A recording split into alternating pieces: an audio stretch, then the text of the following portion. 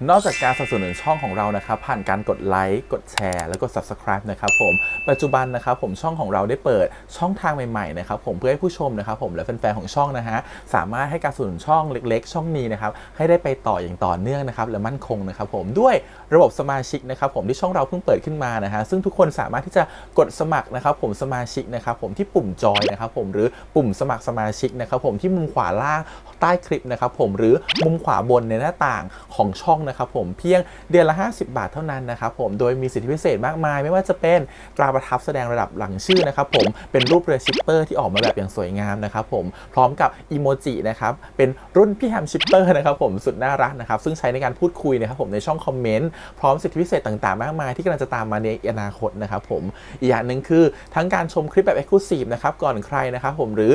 โอกาสที่จะได้ทำกิจกรรมต่างๆร่วมกันในอนาคตนะครับผมก็สำหรับสมาชิกเท่านั้นนะครับผมที่เก็บสิทธิ์นี้เอาไว้ให้กับทุกๆท่านนะครับแต่หากระบบสมาชิกยังไม่หนำใจนะครับผมเรายังมีช่องทางอื่นให้สนับสนุนกันนะครับผมไม่ว่าจะเป็นระบบซุปเปอร์แตงนะครับผมซึ่งหากผู้ชมเนี่ยเจอสัญลักษณ์นะครับรูปหัวใจนะครับผมที่มีดอลลาร์ไซน์นะครับผมหรือสัญลักษณ์รูปเงินดอลลาร์อยู่เนี่ยข้างใต้คลิปใดคลิปหนึ่งเนี่ยสามารถที่จะคลิกนะครับผมเพื่อโดเนทนะครับผมแทนคำขอบคุณนะฮะเพื่อเป็นการสนับสนุนช่องได้นะครับหรือจะเป็นการโดเนทนะครับผ่านบัญชีธนาคารนะครับผมซึ่งได้ใส่รายละเอียดเอาไว้แล้วนะครับข้างใต้คลิปนี้นะครับผมเอาไว้ที่คำบรรยายใต้คลิปนอกจากนั้นนะครับผมเรายังได้เปิด Line Open Chat นะครับซึ่งชื่อว่า ACS Channel Family นะครับผมก็เลยขอเชิญชาวช่องทุกคนนะครับผมเข้าร่วมห้องแชทได้โดยไม่มีค่าใช้จ่ายใดทั้งสิ้นนะครับผมเอาไว้พูดคุยแลกเปลี่ยนข่าวสารกันนะครับผมในครอบครัวของเราและผมได้จัดทำสติกเกอร์ลายรุ่น Lovely พี่แฮมนะครับชิปเปอร์นะครับเอาไว้เป็นสติกเกอร์ที่ใช้พูดคุยกันด้วยนะครับจะได้ใช้คุยกันในกลุ่มก็น่ารักดีนะครับผมหรือจะเอาไปใช้คุยกับเพื่อนๆส่วนตัวก็ได้นะครับไม่ติดอะไรเลยนะครับผมตั้งใจทำออกมามากๆนะฮะเพียงชุดละ35 บาทเท่านั้นนะครับผมใช้ได้ตลอดชีพนะครับผมก็หวังว่าทั้งหมดนี้นะครับผมจะเป็นเรื่องราวดีๆที่จะเกิดขึ้นกับช่องของเราและชาวช่องของเราทุกคนนะครับผมเพื่อมุ่งหน้าต่อไปสู่ปี 2023 ปีนี้และก้าวต่อไปด้วยกันอย่างมั่นคงนะครับผมอย่าลืมสนับสนุนกันนะครับขอบคุณครับ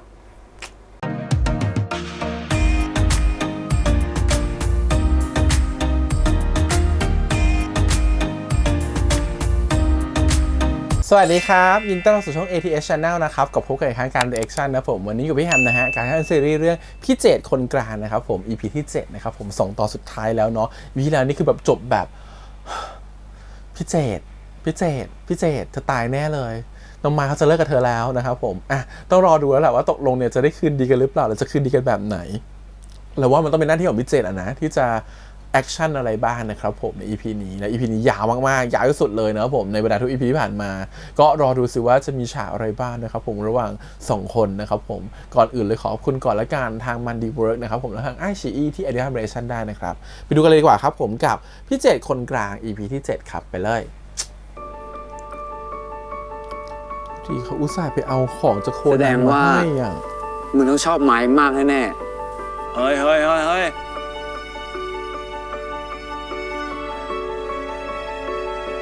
เปล่าเว้ย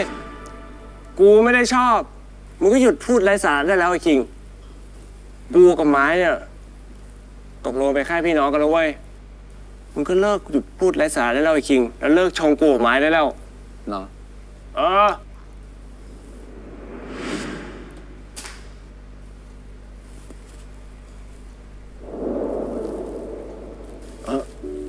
ไม้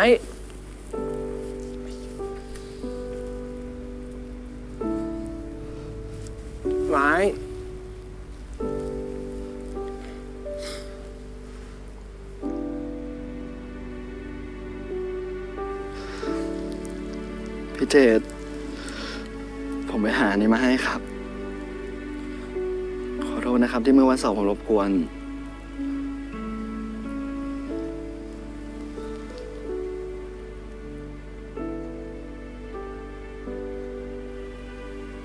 ไม้ผมขอไปทำงานก่อนนะครับ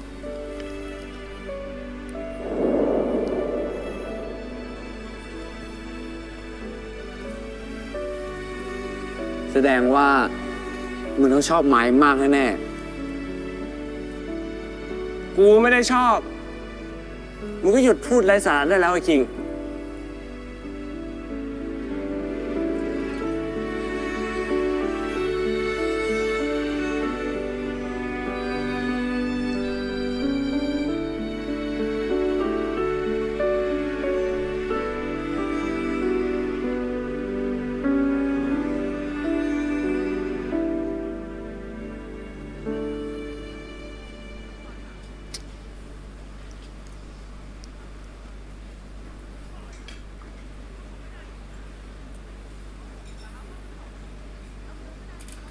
เอื้อนะเอื้อ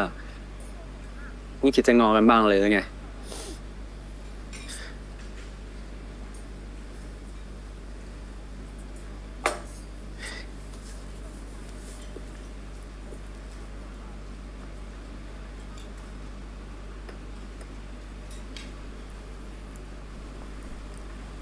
กูนัดมึงมาเนี่ย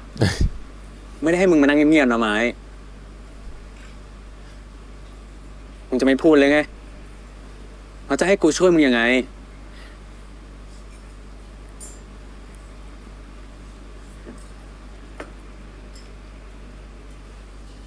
พี่จะช่วยผมได้จริงๆเหรอครับพี่คิงก็คงได้ยินแล้วว่า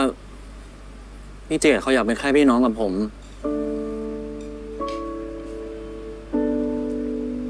แล้วมึงจะยอมแพ้แล้วเหรอกูอุตส่าห์ช่วยมึงมาตลอดนะเว้ย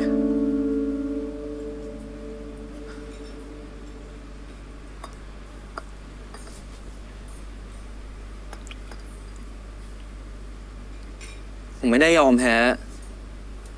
แต่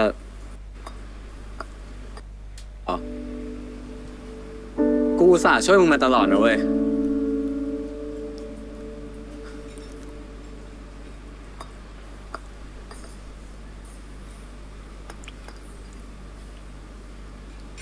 ผมไม่ได้ยอมแพ้แต่ผมแค่ไม่เห็นทางว่าผมควรทำยังไงดีให้ชนะใจพี่เจด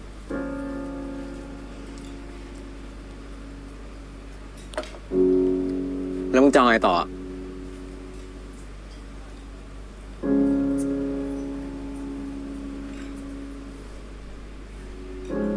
มึงถอดใจแล้วเหรอกูนึกว่ามึงจะอดทนเก่งกว่านี้สิ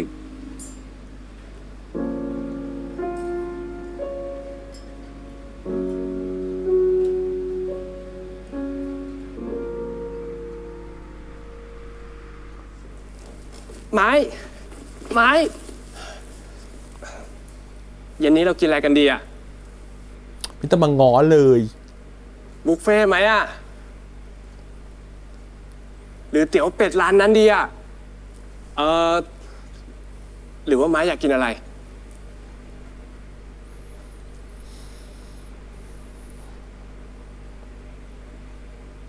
ไม้เป็นอะไรหรือเปล่าอะ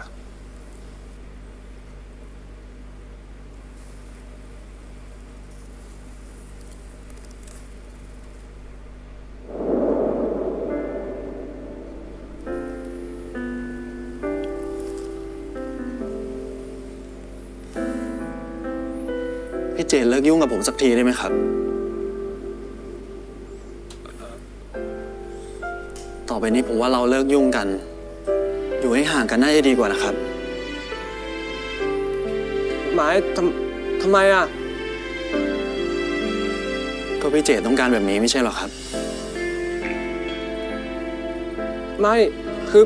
พี่ไม่ต้อง ไม่อยากฟังอะไรอีกแล้วครับ ผมไม่อยากชอบคนอย่างพี่เจดอีกแล้ว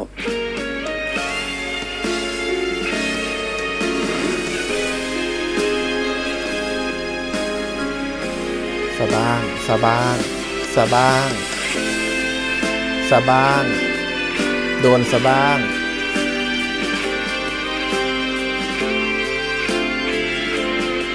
นี่คือสิ่งที่คิงสอนมาหรือเปล่าเนี่ย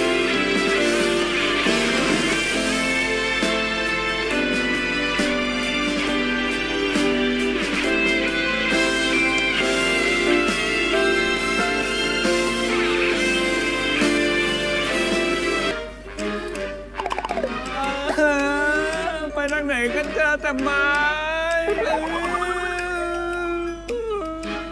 กินก่อนพรุ่งนี้ไม้ยังไม่ตอบแชทเลยทำไงดีวะทำไงดีไอ้เจทำไงดีทำไงดีทำไงดีทำไงดี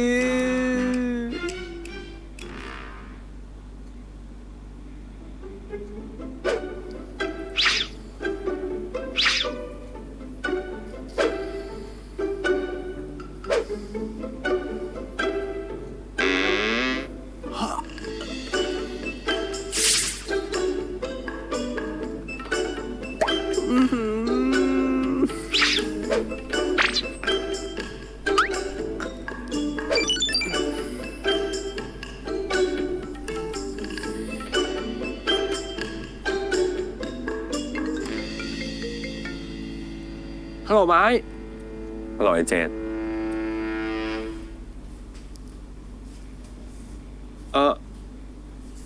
ว่าไงคิง กูทะเลาะกับเอื้อว่ะรอบนี้จริงจังอะ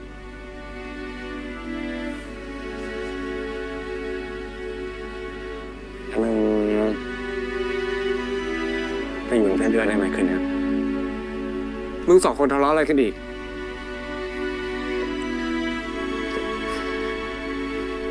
กูยังไม่อยากพูดเรื่องนี้ตอนนี้อะมึงไม่รู้หรอกแค่นี้ก่อนนะฝากเอื้อด้วย เอ้า ไอ้คิง แผนการปะวันเนี้ย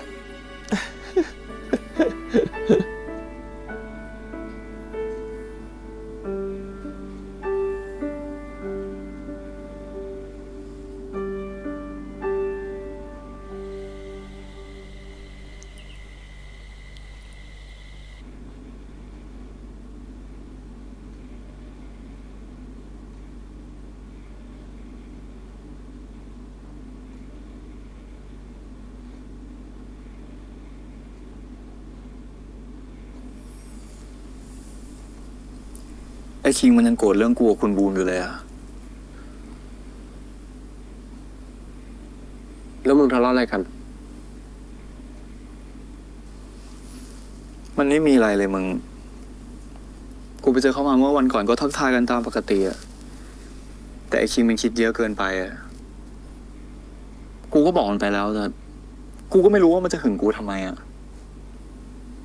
แต่ไอ้คิงก็เป็นแบบนั้นอยู่แล้วปะวะ แต่เรื่องหึงก็พูดยากว่ะ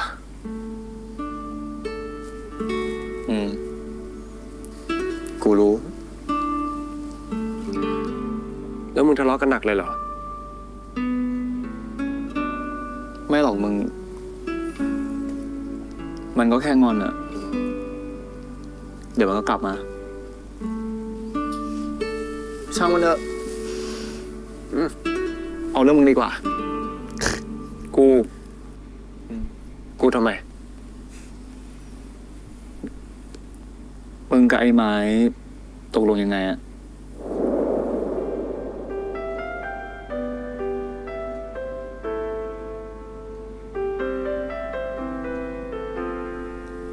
กูเห็นมันเป็นอาทิตย์แล้วที่มึงตึงๆใส่กันอะ กูแค่แค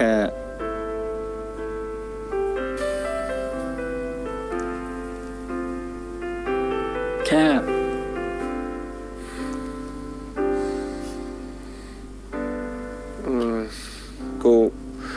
กูแค่คุยกับไอ้คิงอะว่าตกลงกับไม้ว่ากูอะเป็นแค่พี่น้องกันแล้วไม้ไม่ได้ยินอะ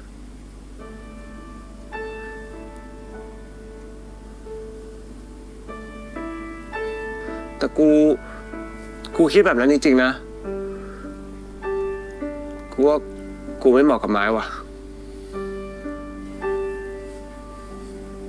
แล้วมันมีอะไรที่บอกว่ามึงไม่เหมาะกันอะ มึงแน่ใจเราใช่ไหมว่ามึงต้องการแบบนี้จริงๆอะมึงลองคิดดูดีๆสิว่าตอนนี้มึงมีความสุขดีไหม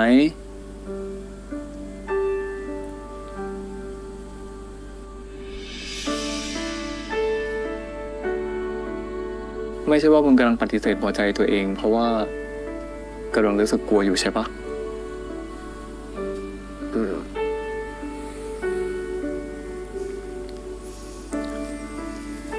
กูก็เคยเป็นคนที่กลัวเรื่องความรักอยู่เหมือนกัน แต่มึงก็รู้ใช่ไหมเจ๊ว่ากูเจ็บมาเยอะ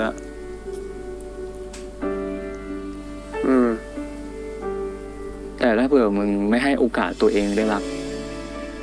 เอาแต่กลัว มึงก็อาจจะเสียน้องไปจริงๆตั้งแต่ตอนนี้เลยก็ได้นะเพื่อน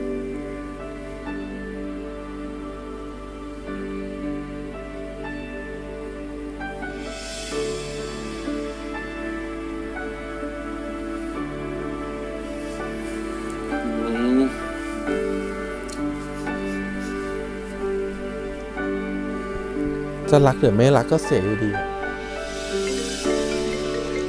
คือถึงให้ไม่รักกันอ่ะ ก็เสีย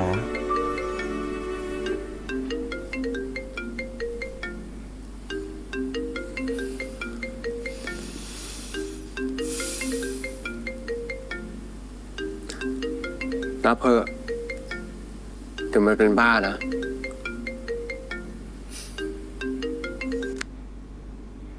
เอื้ออยู่ไหน มึงสนใจด้วยเหรอ ยังไงมึงก็ไม่คิดที่จะกลับห้องมาอยู่แล้วนี่ นี่เอื้อจะไม่งอคิงเลยเหรอ ก็ได้เขางอเอง เอื้อครับที่รักกลับห้องแล้วนะ นะครับคิงจะนอนได้ไงอะถ้าไม่มีเอื้อให้กอดอะ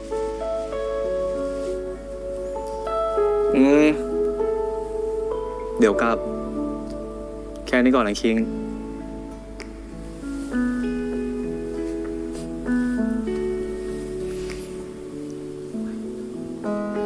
มึงจะกลับเลยปะเนี่ย กูไม่อยากอยู่คนเดียวอะ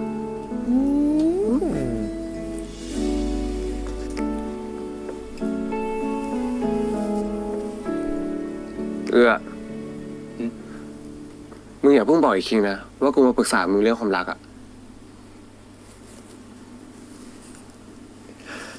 เจดมึงคิดว่าคนอื่นเขาดูมึงไม่ออกเหรอ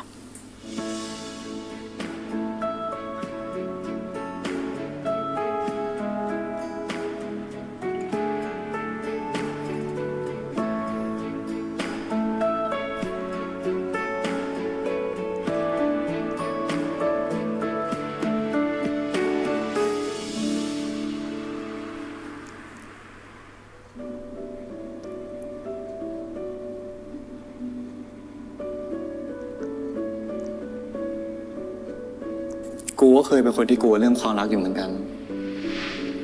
แต่มึงก็รู้ใช่ไหมเจ๊ว่ากูเจ็บมาเยอะ แต่ถ้าเผื่อมึงไม่ให้โอกาสตัวเองได้รัก เอาแต่กลัว มึงก็อาจจะเสียน้องไปจริงๆตั้งแต่ตอนนี้เลยก็ได้นะเพื่อน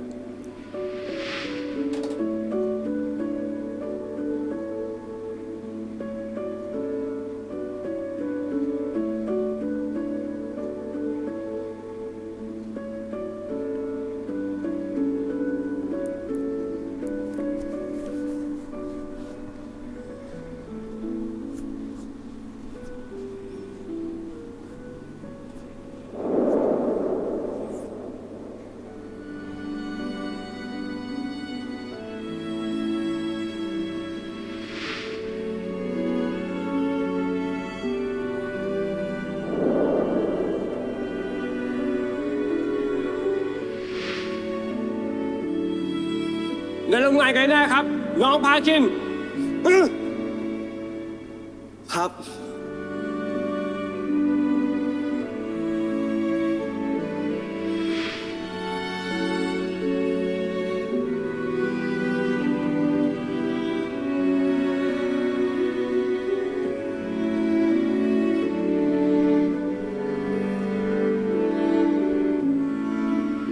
พี่เจตคนกลางเหรอครับ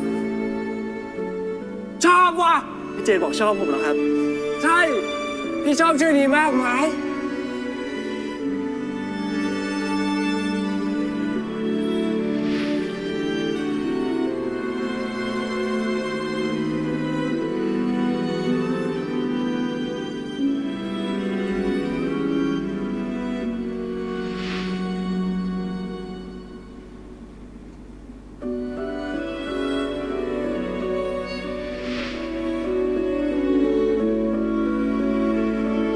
ว่ายังเขียนไดอารี่ด้วยเนาะเป็นภาพ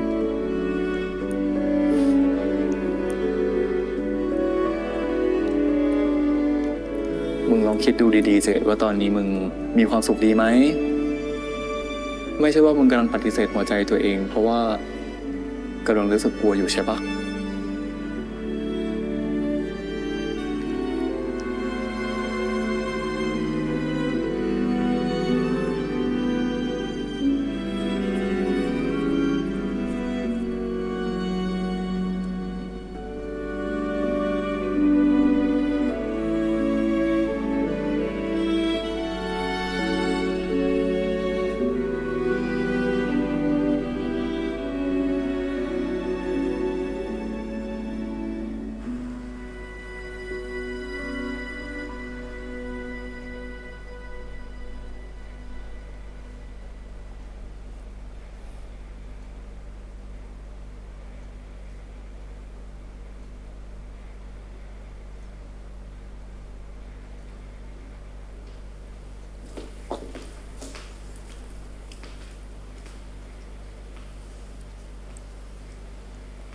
เจษ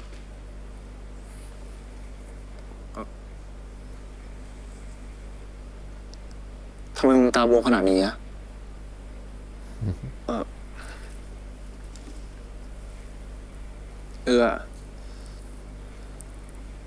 เรื่องที่มึงให้กูคิดทบทวนอ่ะ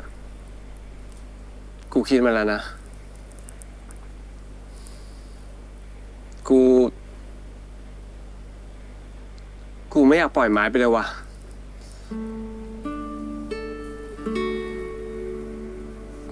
กูโง่เองอ่ะ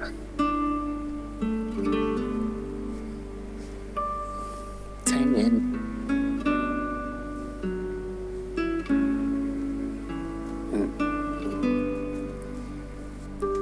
ไม้ต้องเกลียดกูแล้วแน่ๆอ่ะ กูทำไงดีวะ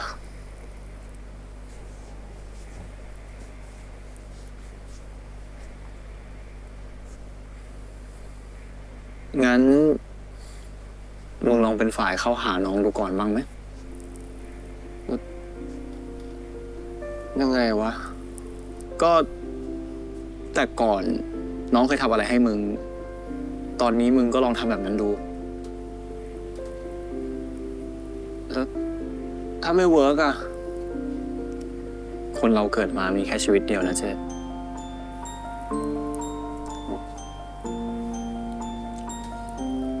กูกลัวว่ะ กูโดนปฏิเสธเหรอ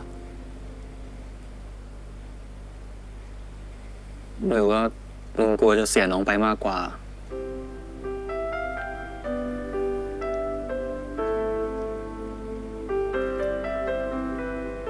มึงต้องรีบตอบกูก็ได้เพื่อน มึงรอไปคิดดู สู้ ระหว่างกลัวโดนปฏิเสธกับกลัวจะเสียเขาไปกลัวอะไรมากกว่า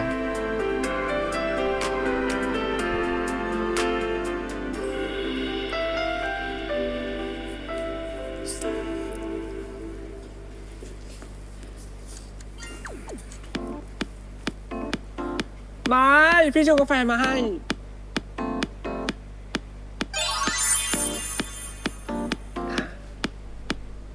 ลาเต้เหรอครับ ใช่ ผมไม่ดื่มกาแฟนมครับ ไม่เป็นไร เดี๋ยวพี่กินเอง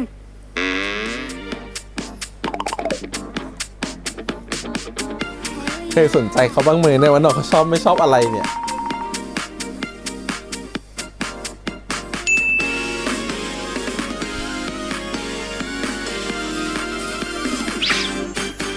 นี่ไม้ผลไม้ คนบ้าฉันตั้งรับไม่ทันนะจ๊ะมันบอกว่าจะชอบฉันได้ไงชอบกันได้ไงก็ยังคิดไม่ออกฉันด้วยรักที่แสนดีที่มีให้คนกลางกลางเธอทำให้ฉันได้เป็นคนกลางใจ ไปส่งไปรับไม่งอแงเป็นใครก็แพ้ไม่แพ้ได้ไงไม่หยุดน่ารักฉันเลยรักหมดใจแต่ก่อนไม่คิดจะวู่วามแต่ว่าต้องรอไปถึงเมื่อไรหัวใจฉันเลยต้องยอม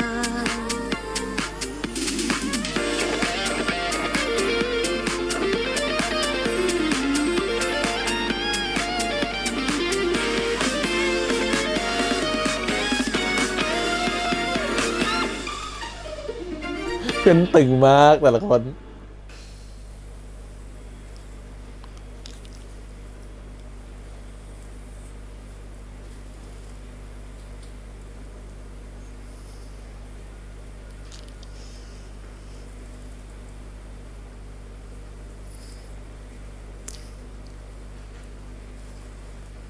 ไม้เย็นนี้ว่างปะ เราไป ไม่ว่าครับ วันนี้ผมไม่ว่างครับ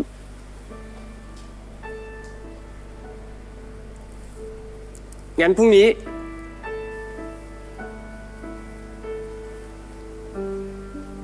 รุ่งนี้ผมมีธุระครับ ขอโทษด้วยนะครับ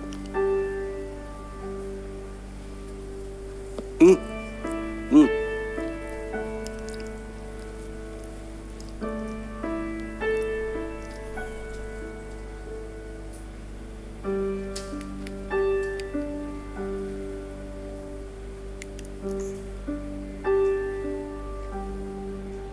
ถ้าพี่เจตเสร็จงานแล้ว เรากลับกันเลยไหมครับ อืม ได้ดิ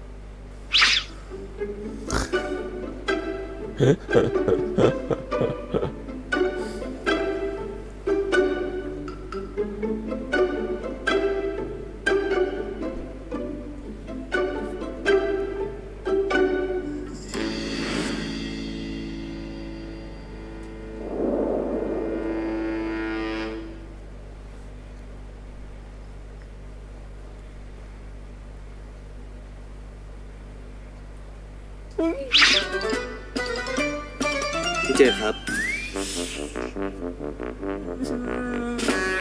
พี่เจตครับ เจตครับ เจตครับ เจตครับ พี่เจตครับ เจตครับ พี่เจตครับ เจตครับ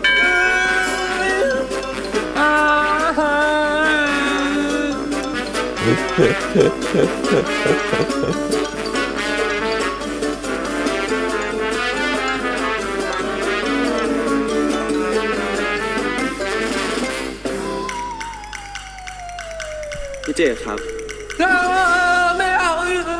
อุ้ยชอบตานที่ไม่มีไอตัวผู้ร้ายอยู่ด้วย นั่งด้วยได้ปะ เออ พี่ครับ สั่งอาหารหน่อยครับผม รับอะไรเพิ่มดีครับ เอาชุดจิ้มจุ่มหมูชุดหนึ่งครับ ครับผม แล้วรับอะไรเพิ่มไหมครับ ไม่เอา ครับผมรอสักครู่นะครับ แต่เลโอหล่อขึ้นเยอะมาก นี่จงใจตามมาเหรอ เปล่ากูจะไปรู้ได้ไงว่ามึงอยู่ที่ไหนอ่ะ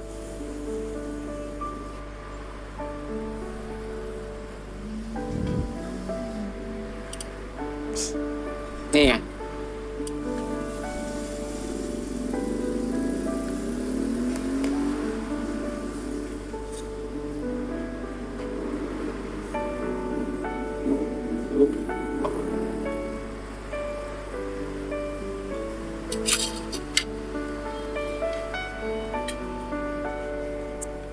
เฮ้ย มึงไม่กินแบบที่มึงชอบเหรอ แบบลวกหมูทีละชิ้นอะ วันนี้ขี้เกียจอ่ะ งั้นเดี๋ยวเราทำให้ปะ ฮะ เอาหมูไปดิ เดี๋ยวเราทำให้แต่ที่ชอบไง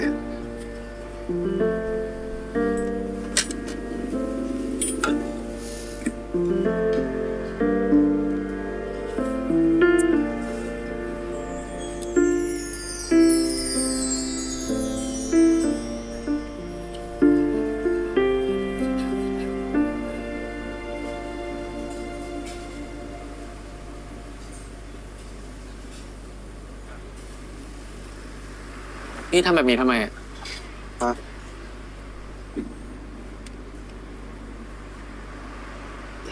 มึงรู้เปล่าว่าแม่กูเคยบอกว่า ถ้าเราอยากกินน้ำซุปให้อร่อยหวานๆน่ะ เราต้องใส่ผักลงไปด้วยนะเว้ย แบบนี้เลย แม่กูอะโคตรชอบเลยพวกแบบจิ้มจุ่มแบบ แบบเนี้ย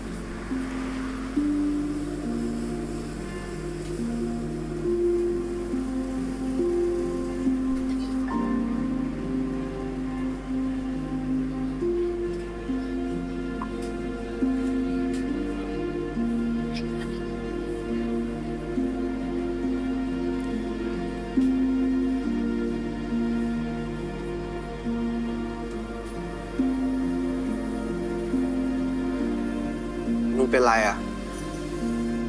พอตรงพูดถึงแม่ กันเลยนึกถึงแม่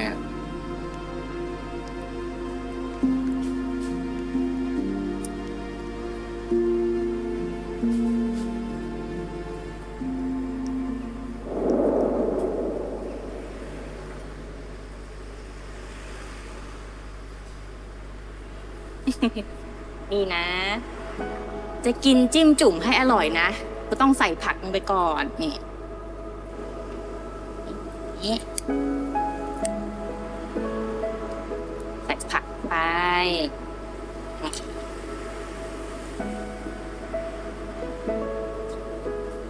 แล้วหมูเนี่ย ก็ต้องเอามาชุบไข่ก่อน จะได้อร่อยไหน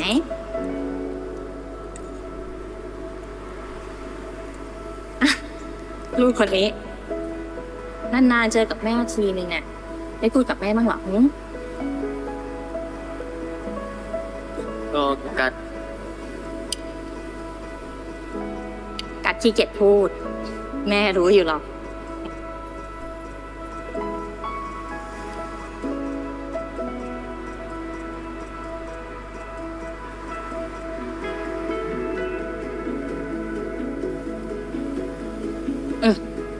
น่าจะได้แหละ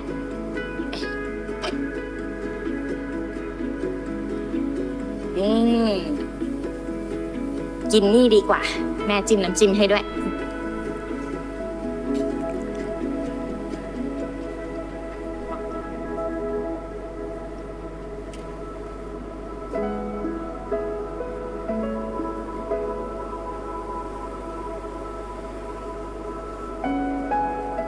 เป็นไง อร่อยไหม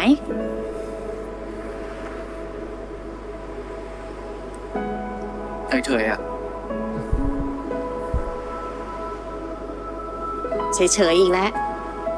ชอบอะไรไม่ชอบอะไรก็ไม่พูดออกมา ขนาดรักแม่หรือเปล่ายังไม่เคยพูดเลย อุ๊ย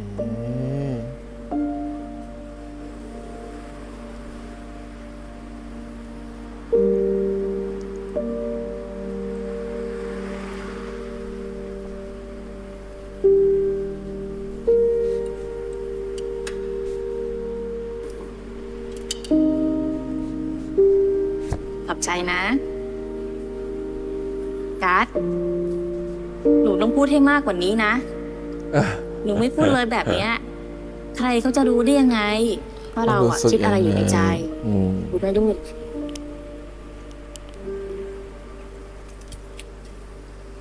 ครับ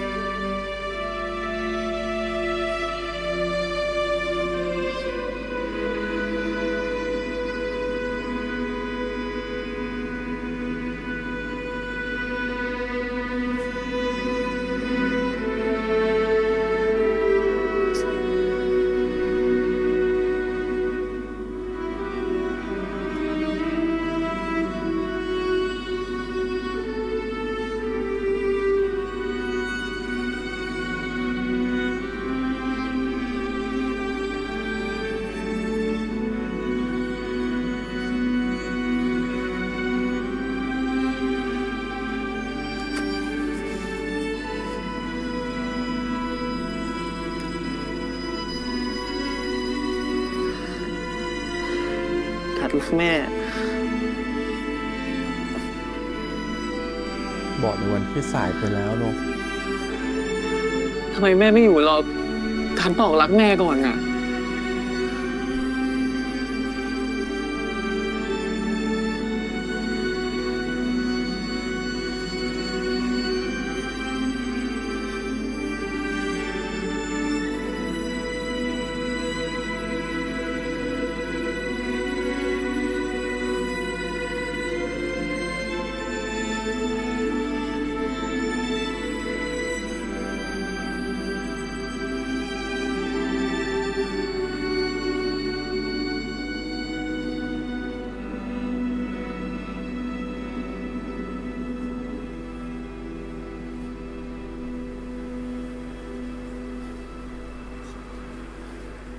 ราะแบบนี้เหรอ มึงเลยพูดว่า มึงไม่ใช่คนพูดมากตั้งแต่แรกอ่ะ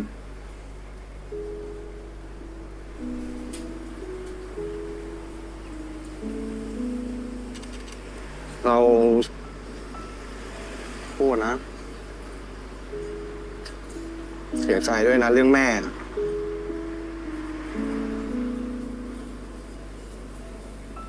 ไม่เป็นไร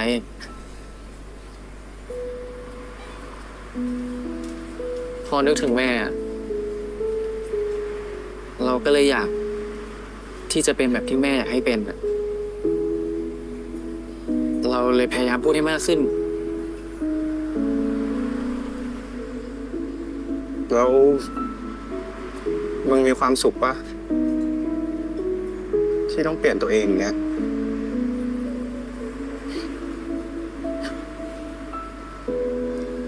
ก็ไม่ได้ทุกข์นะ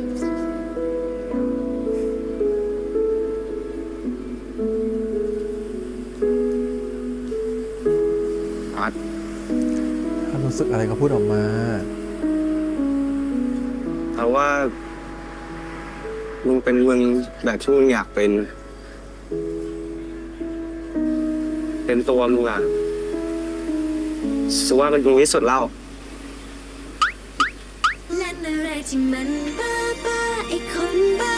ฉันตั้งรับไม่ทันนะจ๊ะมันโป๊ะบ้าจะชอบฉันได้ไง ก็ยังคิด แล้วก็ลองหน้ากับเขาด้วยนะ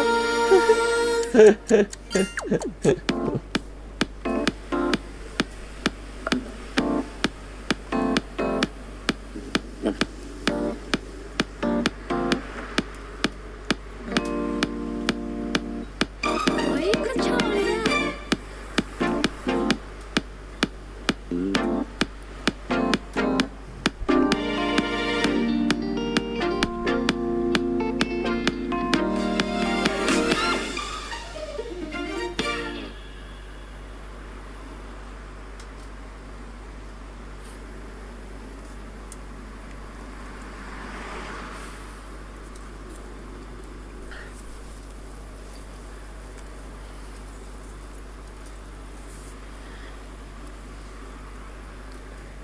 ตามมาทำไม ก็มาส่งมึงไง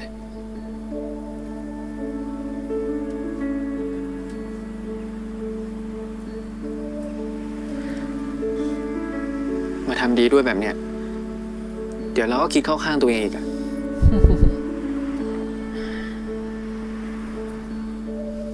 เราไม่อยากให้ความหวังตัวเองแล้วนะ ถ้าตูไม่ได้ชอบ ก็ไม่ได้บอกว่าไม่ชอบ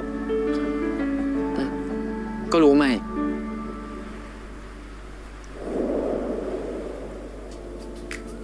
ฮะ เขาบอกว่าชอบแล้วจ้า อะไรนะ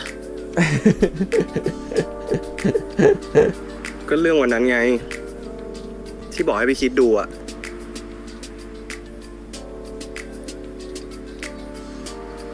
หมายถึงคบกันเหรอ เออ ที่ผ่านมา กูไม่เคยรำคาญมึงเลยนะเว้ย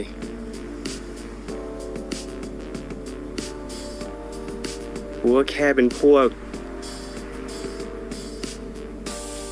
ปากหมา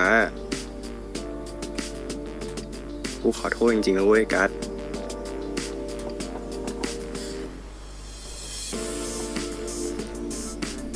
กูสัญญาว่ากูจะทำตัวให้ดีขึ้น กัดช่วยรอตรงหน่อยนะ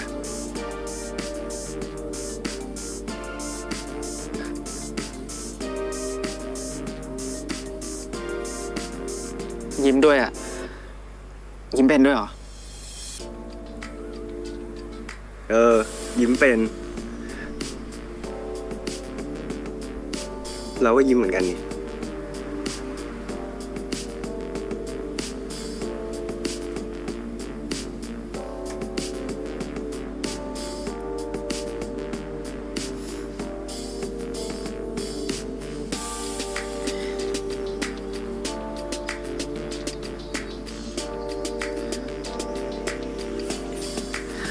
เราชอบเวลาตรงยิ้มนะ อบมากกว่าเวลาทำหน้าเศร้าอีก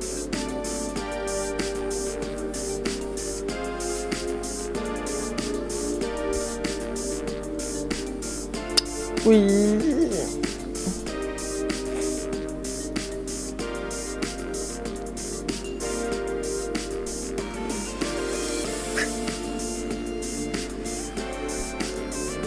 ช็อก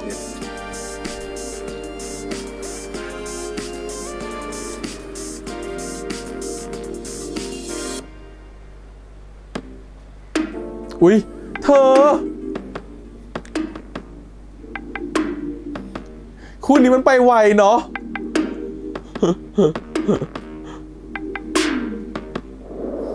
ลากกันขึ้นคอนโด มีอะไรกันเลย เนี่ย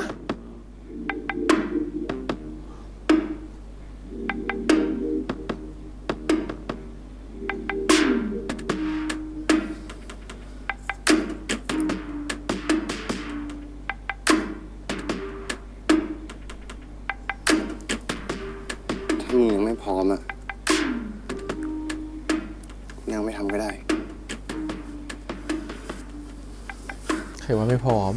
พร้อมมาก พร้อมมาก พร้อมแต่ครั้งแรกที่เจอแล้ว โอ้โห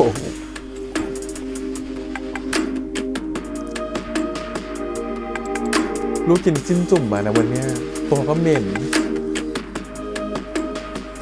งั้นกูขอนะ แล้วลูกทำความสะอาดหรือยัง ไม่ต้องขอ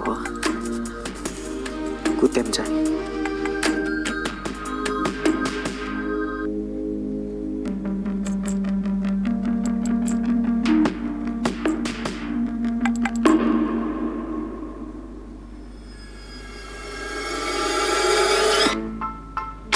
ตายแล้วเป็นคู่นี้มันแรงอย่างเงี้ยล่ะ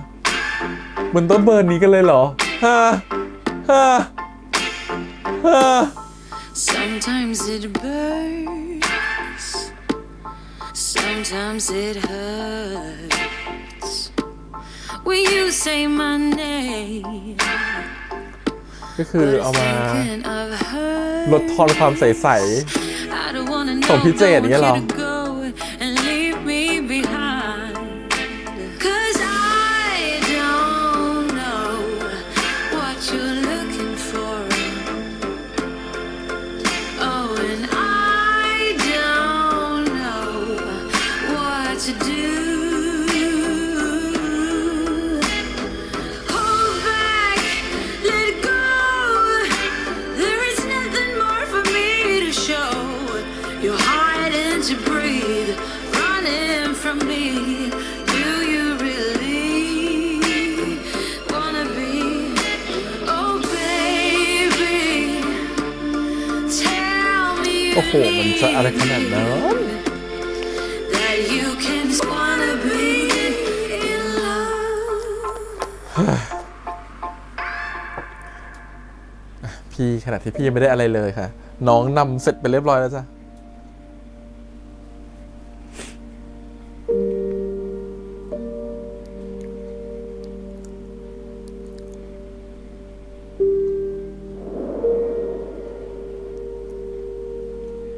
พี่เจนเลิกยุ่งกับผมสักทีได้ไหมครับ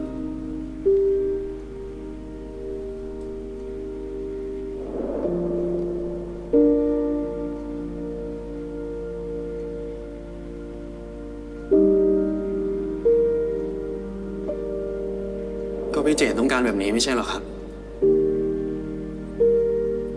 ไม่คือพี่ไม่ ผ ต้อง มไม่อยากฟังอะไรอีกแล้วครับ ผมไม่อยากชอบคนอย่างพี่เจนอีกแล้ว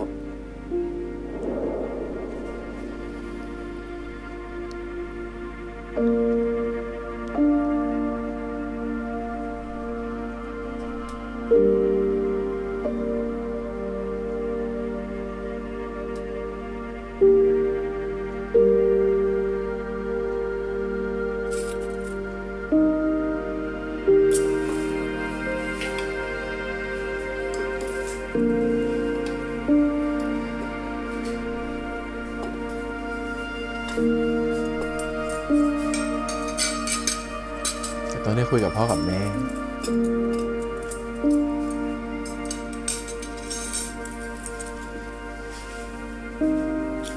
I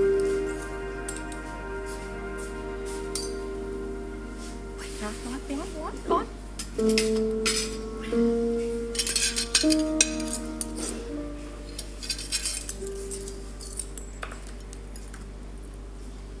ึกไงเนี่ย อยู่ๆกลับบ้าน เจดแค่เบื่อๆมา เสียดายนะ ไม่ได้ชวนพี่เจษมาด้วย นานๆจะอยู่กินข้าวพร้อมหน้าพร้อมตากัน แจนโทรหาพี่เจษแล้วค่ะ เดี๋ยวพี่เจษมา จริงเหรอหุยดีเลย มาทำของโปรดพี่เจษเอาไว้พอดีเลย แล้วของโปรดเราล่ะ ไก่ทอด ม้า แล้วไก่ทอดเจดอ่ะ ไว้กินตอนเย็นนะเฮียกินข้าวเร็ว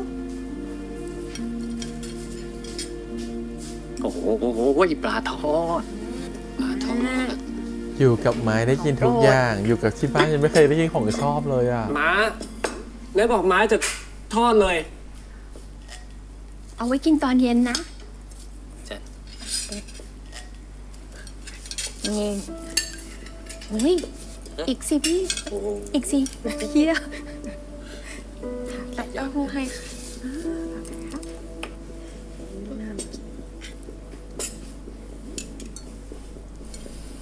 วันนี้หิวมาก ปลานี่ ระเบิดแน่เลยอ่ะ พริก เต้า ซ หู้ อ ไหม ย คะป้า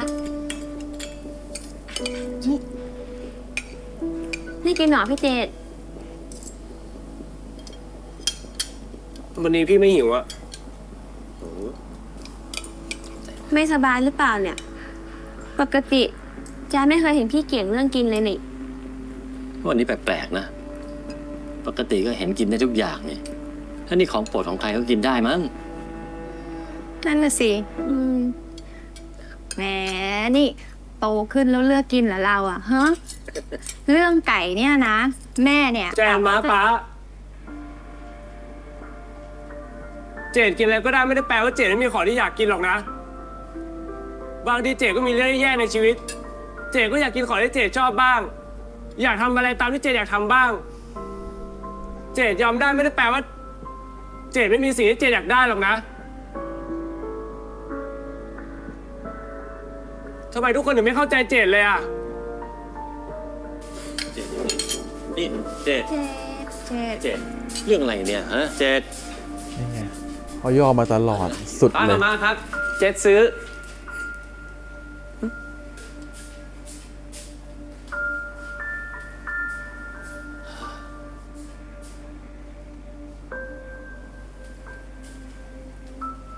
เธอมาช้าไก่ทอดของน้องเนี่ย พี่เจษ พ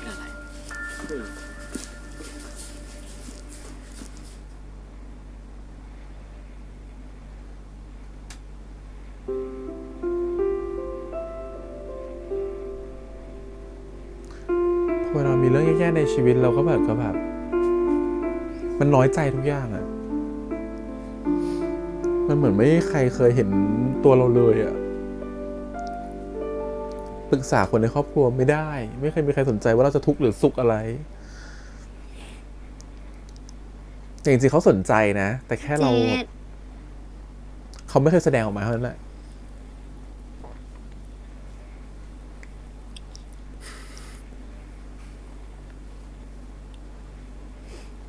แจน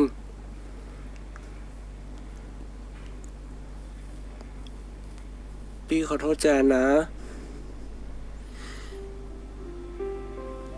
แจนไม่ได้โกรธพี่เจษเลยป้าม้าแล้วก็แจนอะเป็นห่วงพี่เจษนะ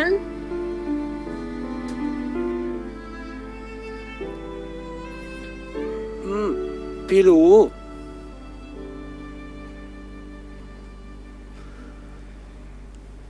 พี่เจษรู้ไหมว่าตั้งแต่เด็กๆจนถึงตอนนี้อะแจนขอบคุณตัวเองมาเสมอเลย ที่มีพี่ชายแบบพี่เจษแล้วก็พี่เจษแจนชอบเวลาที่พี่ตามใจแจน ชอบเวลาที่พี่เล่นกับแจน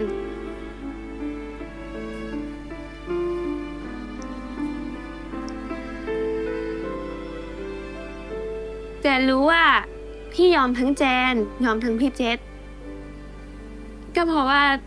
พี่อยากทำตัวให้เป็นกลางให้พวกเรา แจนขอโทษนะพี่เจษถ้าแจนทำอะไรให้พี่เจษรู้สึกไม่ดีอ่ะแจนรู้ว่ามันไม่ใช่แค่เรื่องกับข้าวใช่ไหม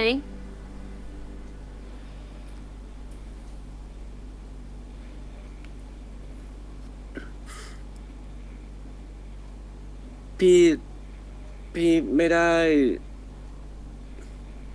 พี่ผิดเองอะแจน พี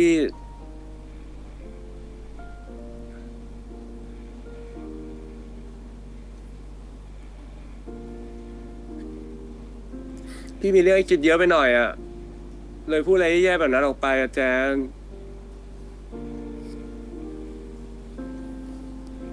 มันไม่ได้แย่เลยพี่เจษดีแล้วที่พูดมันออกมา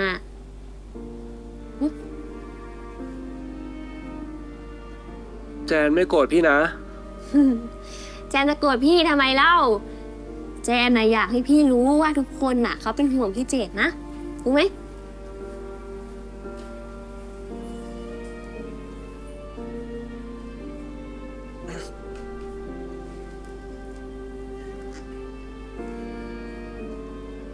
ใช่เจดทุกคนก็เป็นห่วงเรานะ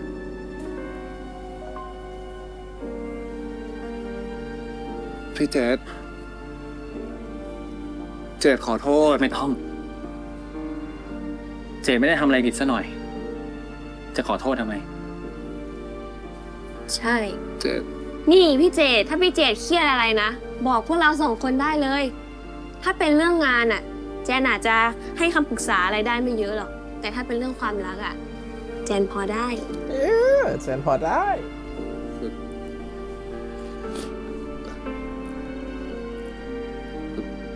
พี่ ช่างเรื่องนั้นก่อนดีกว่าแจนนะ เดี๋ยวให้เจดเนี่ยจะทานข้าวก่อน กินอิ่มแล้วเนี่ยจะได้มีแรงเล่านะป้ากับม้ารออยู่ อืม แล้ววันนี้เนี่ย พี่ก็ซื้อไก่ทอดมาให้ด้วยนะ พี่เจษซื้อไก่ทอดให้เจษเหรอ ก็ใช่อะสิกำลังจะบอกเลย เราก็วิ่งลงมาก่อนเนี่ย งั้นไปกินข้าวกันไหม ไปกัน ไป มา กินข้าวเลย ไป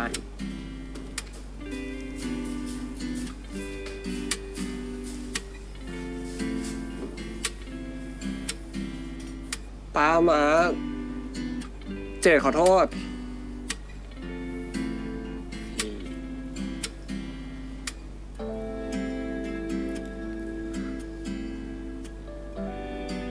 เจษผิดเองอะ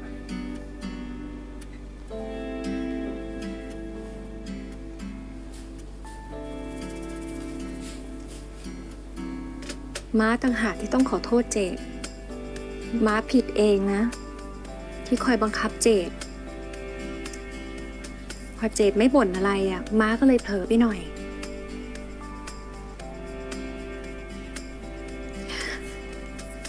ม้าอยากให้เจดรู้นะว่าม้ารัก แล้วก็เป็นห่วงเจดไม่แพ้พี่เจดกับแจนเลย เจษรู้มา เจดอยากได้อะไรเนี่ย เจดต้องบอกนะ อย่าเก็บเอาไว้คนเดียวหืมแล้วเรื่องไก่ทอดเนี่ย ม้าไม่ได้ลืม ม้าหมักเอาไว้ จะได้ทอดให้เจดตอนเย็นไง ครับมา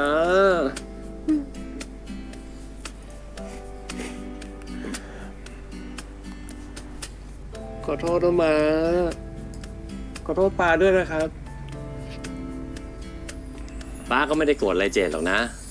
เป็นห่วงด้วยซ้ำอะนี่ ถ้าที่บริษัทมันมีอะไรเครียดๆก็บอกมากับป้าได้นะ หรือไม่ก็บอกพี่เจษกับแจนก็ได้ จะเก็บไว้คนเดียวเข้าใจไหมเจด ครับป้า ช่วงนี้เจษมีเรื่องให้คิดหลายเรื่องอ่ะ ป้ามาไม่โกรธเจษใช่ไหม อืมไม่โกรธหรอกโอ้โห มากอด บางทีคนเรามันก็สุดๆจริงๆนะ อันนี้เข้าใจเลยอะบางทีเราเหนื่อยมากเลยอะเราต้องการคนที่แบบเข้าใจเราอะในที่จริงมันอาจจะเป็นแค่อารมณ์ชั่ววูบตอนนั้นนะ แต่จริงๆมันแบบทุกวันก็ไม่เห็นต้องการอะไรเลยอะไรเงี้ เดี๋ย ยว มากินข้าวกันดีกว่า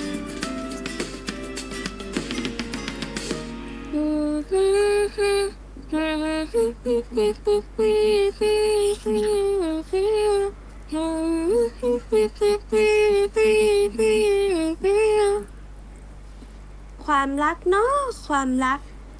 ทำให้คนวุ่นวายใจ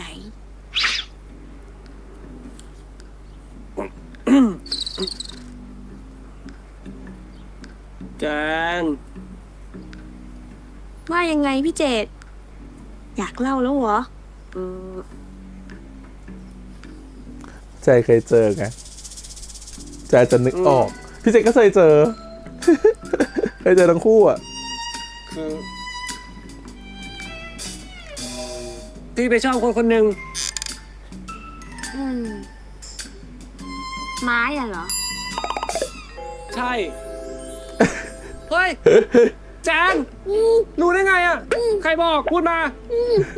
เอ้ยแจนแล้วน้ำลายอีกแล้วเราอ่ะ โอ๊ยตะโกนทำไมเนี่ยพี่เจตแล้วใครบ้างเขาจะดูไม่ออกล่ะหึแต่เหมือน ไม้ก็ชอบพี่เจตเหมือนกันนี่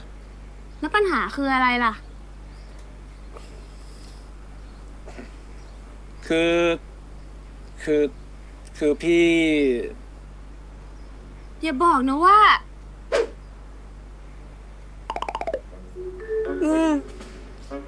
ใช่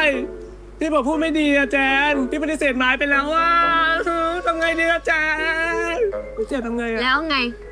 ตรงคอนเซปต์ปฏิเสธเขาแล้วก็มานั่งคิดถึงเขาอย่างเงี้ยสูตรสำเร็จนิยายรักมาก แจนทำไมแจนรู้ดีจัง เฮ้ย ใจเขียนนิยายวายค่ะ เห็นมาก็ตั้งหลายเรื่องแล้ว ไปงอเขาสิ งอหรือยัง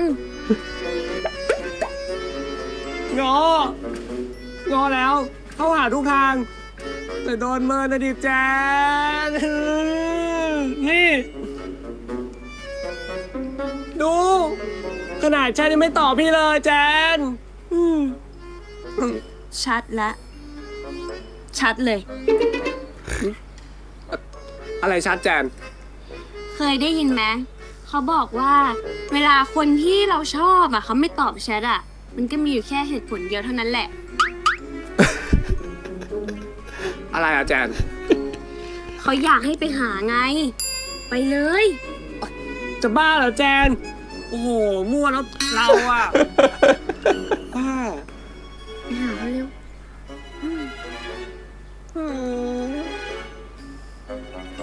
แจนจะไม่ตอบคนไหนจะให้ไปหาได้ไงอะแจน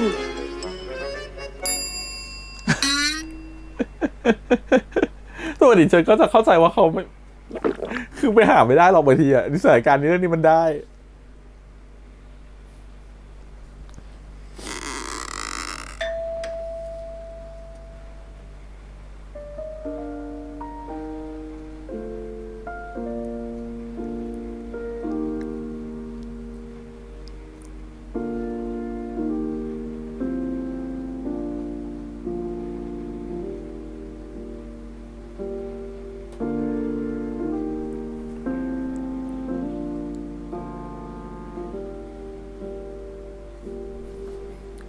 ไม่อยู่บ้าน ชัวร์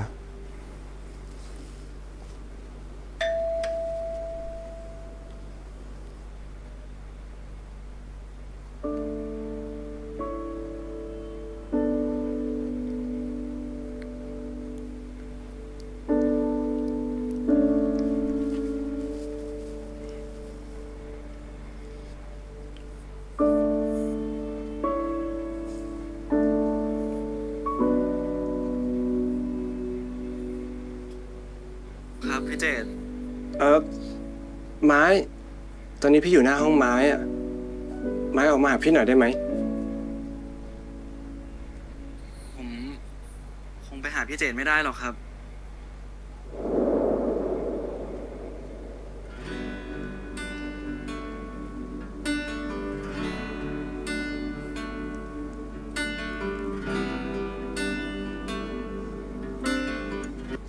พี่ขอโทษนะ ที่พี่มารบกวนอ่ะ เดี๋ยวก่อนครับ พี่เจดครับ พี่เจดไม่ได้กวนครับ ตอนนี้ผมมาอยู่การก็เลยไปหาพี่เจดที่คอนโดไม่ได้ครับพรุ่งนี้พี่เจดว่างไหมครับ เรามาเจอกันได้ไหมครับ ว่างสิเจอกันนะไม้ ครับพี่เจดงั้นเดี๋ยวพรุ่งนี้เจอกันนะครับ yes น้องคุณทวนมาแล้วครับลูก ดีใจอะไรกันครับฮะ พี่เจดครับแม่ ทำไม พี่เจดโทรมาบอกว่าอยู่หน้าคอนโดไม้พี่เจดอยากเจอไม้ครับ ไม่งั้นพรุ่งนี้คุณต้องรีบเข้ากรุงเทพตั้งแต่เช้าเลยใช่ไหมลูก ครับไม้นัดกับพี่เจดไว้ครับ โอ้ใจเลย อย่างน้อยที่ไม้ทำมาก็คุ้มแล้วครับ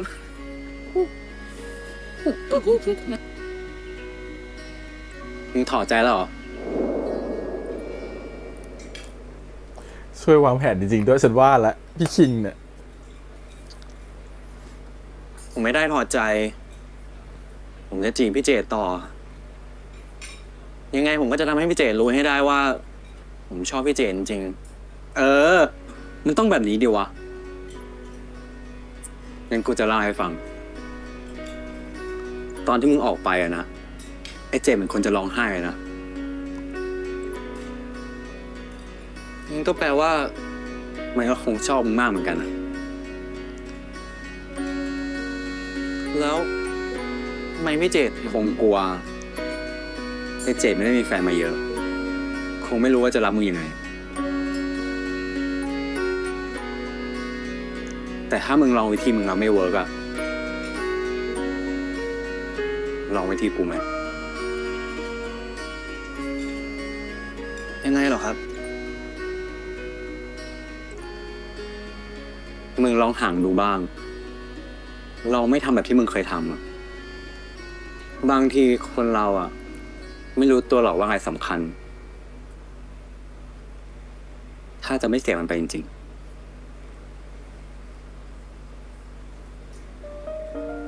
แต่พี่เจเขาจะโกรธผมไหมครับ ผมแค่กลัวว่าพี่เจจะรู้สึกไม่ดี มันไม่โกรธมึงหรอก แต่มันจะรู้ใจตัวเองเร็วขึ้น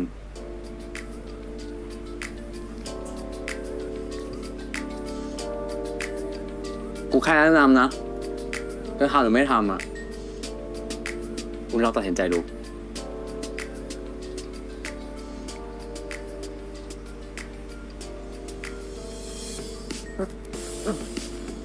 ไม้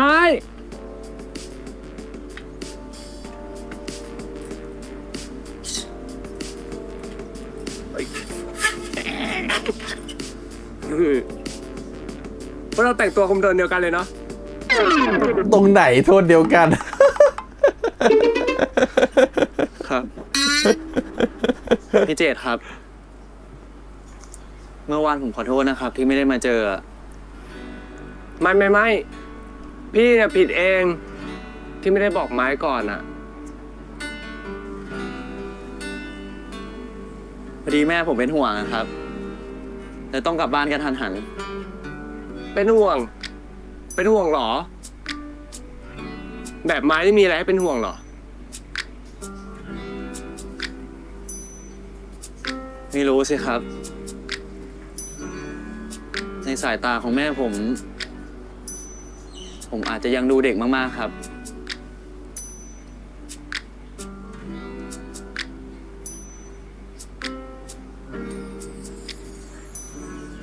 แล้วผมในสายตาของพี่เจดผมดูเด็กเหมือนกันไหมครับ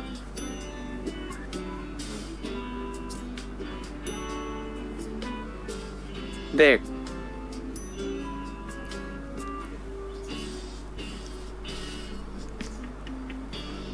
แต่เป็นเด็กที่โตมาก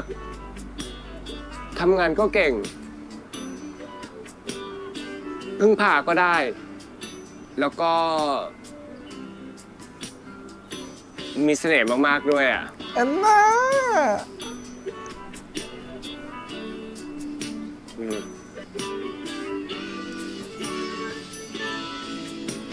พี่เจตครับไลฟ์พูดก่อน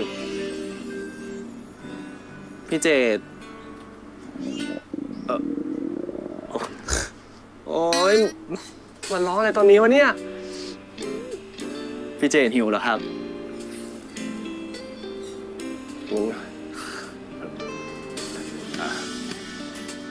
งั้นไปกินข้าวที่ห้องผมไหมครับ เธอเคยเป็นไหมเธอ หมายรอด้วยเจรีบๆสิครับ สวยเหมือนกับใคร เธอเคยบ้างไหมไม่รู้ไม่เก๋หาได้ทั่วไป เป็นคนกลางกลางค่อนข้างจะธรรมดา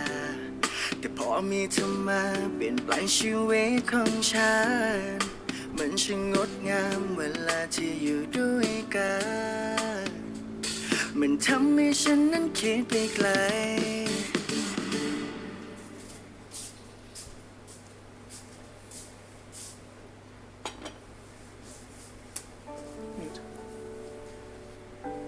นอกจากไก่ทอด พี่เจตอยากกินอะไรไหมครับ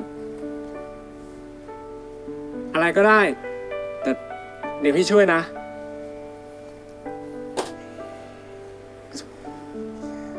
เนี่ยอยู่กับไม้ถึงได้กินของโปรดอ่ะ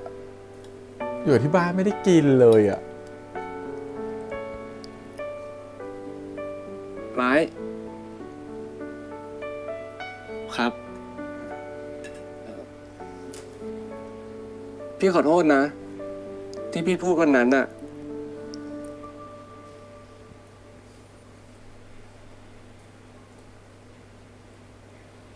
พี่เจต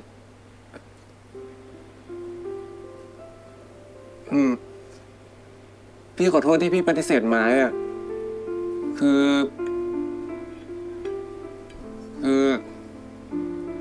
พี่กลัว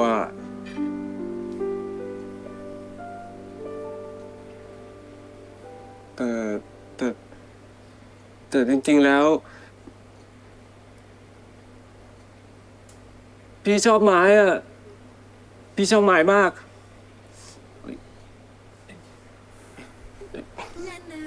จบ จบ ฉันต้องรับไม่ทันนะจ๊ะมันบอกว่าจะชอบฉันได้ไง ก็ยังคิดไม่ออก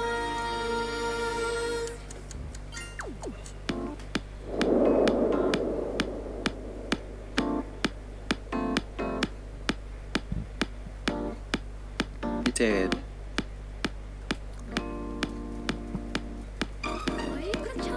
เจตครับ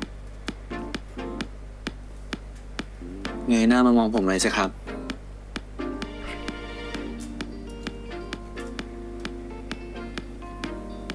ผมไม่เคยโกรธพี่เจตเลยครับ จริงๆนะครับ จริงเหรอ ครับ แล้วที่เมินพี่อ่ะ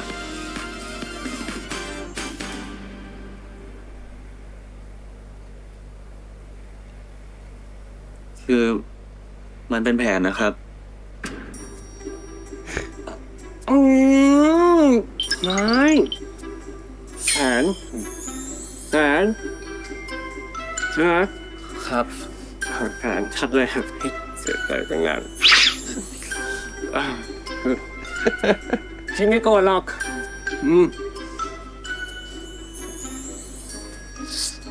แต่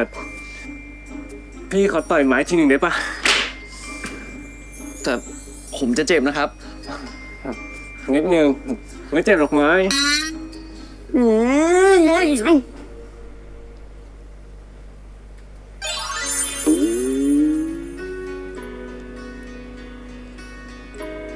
ไม้ มาเริ่มต้นกันใหม่ได้ไหม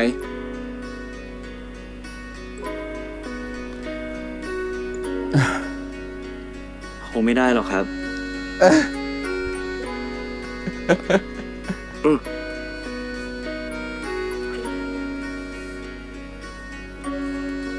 เพราะเราเริ่มไปแล้ว ผมบอกพี่เจดแล้วไงครับ ผมไม่เคยโกรธพี่เจดเลย กับพี่เจดผมไม่เคยยอมแพ้เลยครับ แบบนี้จะให้เรียกว่าเริ่มต้นใหม่ได้ยังไงล่ะครับ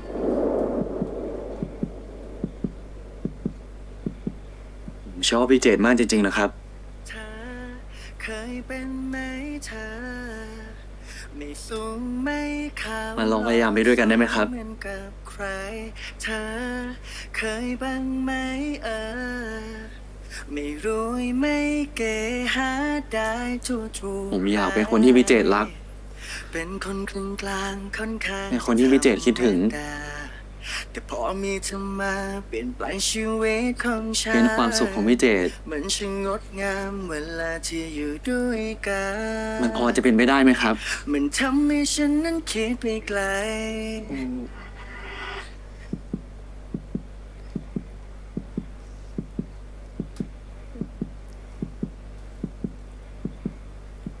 พี่เจดไม่ต้องรีบตอบตอนนี้ก็ได้นะครับ จะเก็บไปคิดก่อนก็ได้ ไม่พี่หมายถึง ไม่คิดแล้ว ไม้ เราเป็นแฟนกันเถอะ ไอ้คนกลางอย่างฉันนั้นจะเหมาะสมคู่ควรกับเธอได้อย่างไร อย่ามาทำให้ฉันนั้นมีความหวังให้หลงแล้วเธอก็จากไป แต่พอตัวฉันคิดดีๆคงทำในเพียงเท่านี้แค่คนกลางให้เขาและเธอ แม้ความจริงคือฉันรักเธอมากจนสุดหัวใจแม้เธอจะไม่รู้ ไม่อยากจะเชื่อเลยอะว่าจะได้เป็นแฟนกับไม้อะ ดูเหมือนว่าหัวใจของพาคินจะเป็นของเจนนิพันธ์นะครับ พี่อยากให้ไม้เล่นนิสัยพี่บางอย่าง เราคุยกันตรงๆเลยได้ไหมครับเก็บเอาไว้คนเดียว พอดีพี่ซักเสื้อไม่ทันอ่ะขอยืมหน่อยนะ ตัวฉันคิดดี โอเคครับผม EP นี้สุดท้ายก็แฮปปี้เอนดิ้งนะครับผมเขาบอกรักกันแล้วขอเป็นแฟนกันเรียบร้อยนะฮะสุดท้ายก็เป็นกลยุทธ์ของไม้จริงๆด้วยนะครับผมที่เขาได้รับคำปรึกษามาจากพี่คิงเนาะในการให้คำปรึกษาและ EP นี้ก็จะพูดถึงการโฟกัสอะครับว่าตัวของเวลาตัวละครอย่างตัวของเจดเนี่ยเขาโดนไม้เขาทำเป็นอิกนอไปเนี่ยรู้สึกทำเป็นเพิกเฉยไม่สนใจเนี่ยเขาไปเข้าใจความรักมากขึ้นเข้าใจว่าตัวเองรู้สึกอย่างไรมากขึ้นต้องการอะไรมากขึ้นแถมเพื่อนๆเนี่ยอย่างเอื้อเนี่ยก็คอยแบบโหหวานล้อมคอยพูดนะครับผมคอยปล่อยโค้ดเด็ดๆออกมาให้รู้สึกว่าเอ้ยมันกินใจมันใช่ว่ะอันนี้คือสิ่งที่เราต้องลองลงไปเสี่ยงดูนะความรักเนาะเราจะมาอยู่แบบนี้ไม่ได้เนาะเรามีชีวิตเดียวเราก็ต้องลองรักดูสักตั้งหนึ่งบางครั้งคนแบบเจดอะครับผมจริงๆมันมีเยอะมากนะฮะคนที่เหมือนกับว่าเขาอะผ่านประสบการณ์ความรักมาไม่กี่ครั้งแล้วก็ที่ผ่านมาก็แย่ๆทุกครั้งอะไรเงี้ยมันทำให้ตัวเขาหมดความมั่นใจกับเรื่องความรักไปเขาไม่แน่ใจว่าตัวเองต้องการความรักหรือเปล่าหรือเขาไม่มั่นใจว่าตกลงนี่ใช่ความรักไหมเขาควรจะเปิดใจรักใครสักคนไหมเขาควรจะเริ่มรักใครได้จริงๆหรือเปล่าเนี่ยมันเป็นคำถามที่มันเกิดขึ้นในตัวเขาแล้วมันก็คิดอยู่แบบนั้นจนมันไม่รู้ว่าตัวเองต้องการอะไรต้องทำอะไรหรือต้องคิดอะไรในตอนนั้นอะไรเงี้ยซึ่งมันเกิดขึ้นกับคนในเยอะมากอะไรเงี้ยพี่เคยจีบคนแบบนี้เหมือนกันซึ่งมันยากมากแล้วพี่ก็อาจจะถือว่าไม่ได้เก่งเท่าไม้แล้วกันอีกส่วนหนึ่งอาจจะเพราะเขาไม่ชอบพี่มากพอแล้วกันมันทำให้รู้สึกว่าเราก็เข้าหาเขาเราก็เดินหนีออกจากเขาทำทุกอย่างเหมือนกับที่ไม้ทำนะแต่สุดท้ายก็คือเขาเลือกที่จะเก็บตัวอยู่อย่างนั้นแล้วก็กลายเป็นว่าวันที่รู้สึกว่าเราเราเดินหนีออกมาคิดว่าเราเป็นเพื่อนกันเถอะคบกันได้แค่นี้แหละคงเป็นไปต่อนี้ไม่ได้เราเลยเลือกที่เดินออกมาจริงๆเป็นกลยุทธ์ของเราเหมือนกันที่ไม้ทำเลยนะแต่สุดท้ายคือเขาก็เลือกที่จะแบบวิ่งหนีใจตัวเองเหมือนกันคือพี่รู้สึกลึกๆว่าจริงๆบางคนเขาก็รักเราเขาชอบเราแหละแต่กลายเป็นว่า เราวิธีของเรามันไม่สามารถทำให้เขายอมรับในความเป็นตัวเองได้ว่าเขาจะต้องออกมาแสดงตัวตนแล้วนะว่าฉันรู้สึกกับเธอเหมือนกันฉันคิดกับเธอแบบนั้นเหมือนกันเขาเลือกที่จะเก็บตัวอยู่แบบนั้นแล้วเลือกที่จะหนีหายหน้าไปโดยที่ไม่พูดคุยกันเหมือนเดิมพยายามจะหายหน้าไปไม่ทำตัวเหมือนเดิมซึ่งมันก็ผิดปกติแล้วเราเข้าใจได้แต่เขาก็ยังเลือกที่อยู่ในคอมฟอร์ตโซนของเขาอยู่แบบนั้นคนบางคนมันก็ดึงขึ้นมาไม่จริงๆจนเราก็ท้อเหมือนกันแล้วกลายเป็นว่ายิ่งเขาหนีมันก็ยิ่งทำให้เรารู้สึกท้อบวกกับการที่ยิ่งเขาหนีมันทำให้เขาทำสิ่งที่ไม่ดีหรือทำให้เราเสียความรู้สึกมันเลยเหมือนกับว่าถ้าเป็นแบบนั้นต่อไปเราคงจะเดินต่อไปไม่ได้หรอกเราควรจะต้องไปเลือกคนอื่นอะไรเงี้ยมันก็เราก็เลือกที่จะเดินออกมาจนเราคงไม่ได้รอเขาแล้วแหละว่าเขาจะกลับมาหรือเปล่านะคะในรูปแบบนั้นอะไรเงี้ยเพราะบางคนนะคะมันไม่ได้เหมือนเจดเนาะที่จะมีเพื่อนมาคอยพูดว่าควรทำยังไงหรือบางคนเขาไม่ได้ปรึกษาใครสักคนหนึ่งขอไกด์ไลน์ขอคำชี้แนะบางคนคิดอยู่กับแค่ตัวเขาเองครับเขาอยู่กับเขาเองคิดอยู่แค่คนเดียวไม่ได้มีครอบครัวให้ปรึกษาไม่ได้มีใครที่รู้สึกว่าจะไว้ใจได้พอให้ปรึกษาเรื่องแบบนี้หรือไปปรึกษาคนที่เขาไม่รู้เรื่องนี้หรือปรึกษาคนที่เขาก็อาจจะไม่ได้มีคำพูดดีๆเหมือนที่คิงกับเอื้อให้กับเจดก็ได้ถ้าสมมุติว่าคนที่เขาไม่ใช่เป็นความแบบเป็นเพื่อนสนิทอย่างคิงกับเอื้อมาให้ความคิดเห็นอาจจะเป็นแบบว่าเลิกแล้วก็เลิกเธอไม่ได้ชอบเขาจริงๆหรอกหรือถ้าไม่พร้อมก็อย่าเพิ่งรักเขาอาจจะเป็นคอมเมนต์หรือเป็นความเห็นที่ทำให้เขาตัดสินใจไม่ไปต่อก็ได้นะครับเพราะฉะนั้นน่ะบางทีมันอยู่ที่เขาปรึกษาใครด้วยก็ต้องโชคดีที่เจอเอื้อกับเจอคิงนะฮะมันพอมันเป็นแบบนี้เนี่ยมันไม่ใช่ทุกคู่ที่จะโชคดีแบบนี้แล้วมันก็ไม่ใช่ทุกคู่ที่จะลงตัวแบบนี้ในเมื่อบางทีคนเรามันเป็นคู่กันด้วยครับพอคนเป็นคู่กันบางทีอะไรมันก็จะลงตัวมันมีคนที่คอยซัพพอร์ตมีคนที่คอยเกื้อหนุนให้ความสัมพันธ์มันเกิดขึ้นได้ก็ยินดีกับตัวละคร2ตัวนี้ด้วยนะครับผมระหว่างตัวไม้กับตัวเจดเนาะไม้ก็ถือว่าสำเร็จเนาะกับการเดินเกมถอยห่างเพื่อให้เขาวิ่งเข้าหานะครับบางคนมันก็ไม่สำเร็จเนาะแต่นี่คือสำเร็จโอเคทีนี้มาพูดถึงเรื่องประเด็นสำคัญที่อยากจะพูดในเรื่อง EP นี้ก็คือว่าพูดของการเป็นคนกลางของเจด EP นี้เขาขยี้เรื่องตรงนี้ไว้เยอะมากเลยว่าตกลงแล้วเจดควรจะรู้สึกแบบไหนความเป็นคนกลางของเขามันรู้สึกแบบไหนบางทีเขาเรียกว่า Wednesday Shine นะครับผมก็คือคนที่แบบเด็กวันพุธก็คือวันกลางของสัปดาห์คือลูกคนกลางปกติลูกคนกลางเนี่ยเขาจะมีความเชื่อว่าบางทีพ่อแม่ไม่ค่อยสนใจลูกคนกลางเท่าไหร่เพราะว่าพ่อแม่จะโฟกัสกับลูกคนโตแล้วก็ลูกคนเล็กเพราะอะไรเพราะบางทีลูกคนโตได้เสื้อผ้าใหม่